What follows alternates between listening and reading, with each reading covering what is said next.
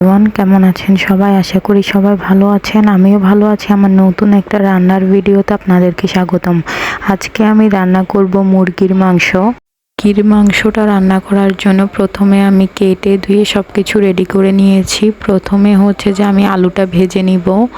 আলুটা ভাজা শেষ হলে মাংসটা ভাজতে বসিয়ে দিব। আর মুরগির মাংসে মশলাটা আমি আগে থেকে মেখে রেখেছিলাম ভাজার জন্য।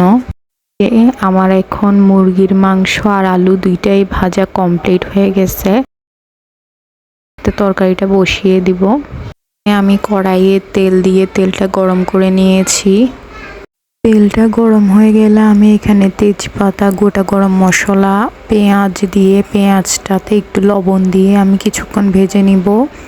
আমি আদা বাটা, রসুন বাটা, পেঁয়াজ বাটা সকল রকম গুঁড়া মশলা দিয়ে মশলাটাকে অনেকক্ষণ যাবৎ আমি কষিয়ে নিয়েছি। কষানো শেষ হলে ওখানে আমি মুরগির মাংসটা দিয়ে অনেকক্ষণ যাবৎ মুরগির মাংসটা কষানোর পর এরপর আমি আলু দিয়ে মতো পানি দিয়ে দিয়েছি। যেহেতু মাংসটা সিদ্ধ হবে সেই জন্য আমি পরিমাণ মতো পানিটা দিয়ে নিয়েছি। আমার মুরগির মাংসের ফাইনাল লুক দেখতে কিন্তু খুবই সুন্দর হয়েছে।